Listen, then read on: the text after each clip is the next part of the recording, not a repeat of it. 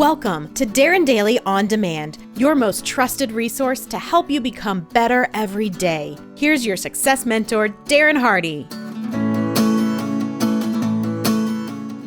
After our series on the 3 keys to finding your big breakthrough, I thought you'd appreciate me sharing one critical marketing idea with you. Here's the problem with most small to mid-sized businesses, is that they are mostly tactical. One of the biggest reasons most businesses don't scale into a sustainable and predictable wealth creation machine is they simply go from executing tactic after tactic after tactic and hoping that something works. And some do, but not for long. So they are on a constant, never-ending treadmill, always on the verge of collapse.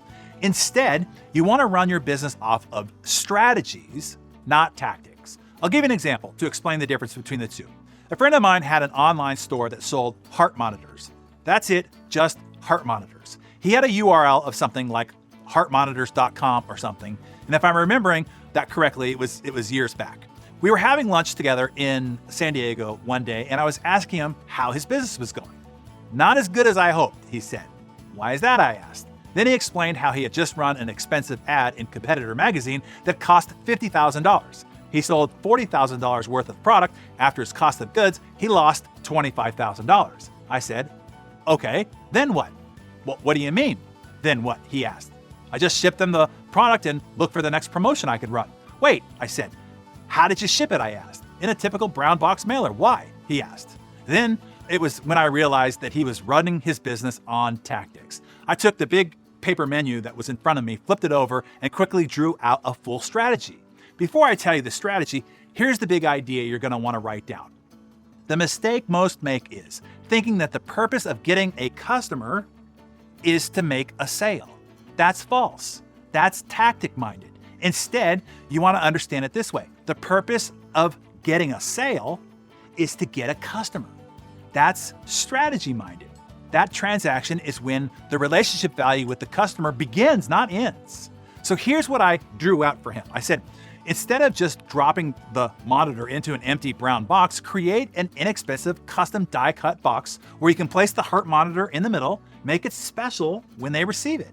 And to create an ongoing relationship, your biggest challenge is going to be getting them to use the heart monitor for the first time. Like most products that are purchased, most never get used once. Or if they do get used, they get used incorrectly, so it doesn't deliver the result the customer wants, so they disregard it going forward and your relationship is over.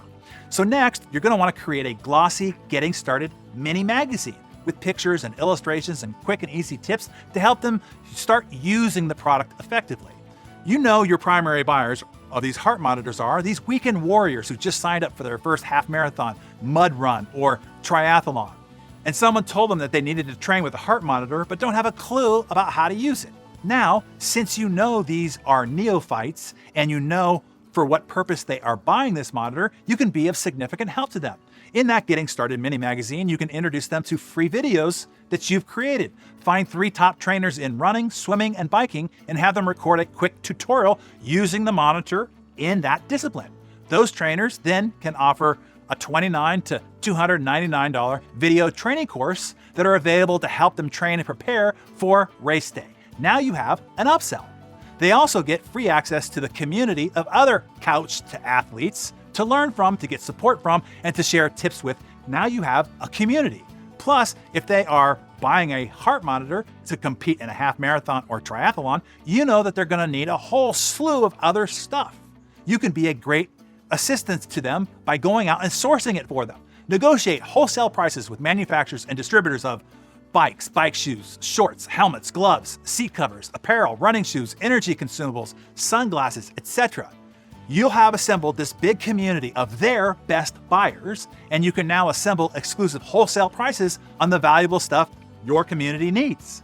You don't take a cut from the manufacturer or the distributor, and you don't mark up the product to the buyer. You pass the full savings onto the buyer and pass the buyer list back to the manufacturer or distributor. What you do is sell access into this exclusive buyers club for, say, $49 a year.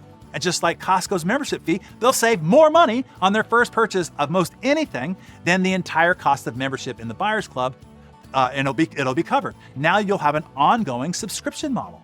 So that is what he did. just as I spelled it out, letter for letter. I told him to run the same ad in the same competitor magazine, explaining that it wasn't a failure at all because what he gained was a large collection of customers. And guess what happened? On the exact same products, sold at the exact same price, marketed on the exact same media, making the exact same number of sales, instead of losing $25,000, he netted more than $2 million over the preceding 16 months. And now he had a self-perpetuating and thriving business and community that continues to deliver recurring revenue versus a business that was once losing money on a transaction. So get this now. Tactics lose money, while strategies can create a fortune.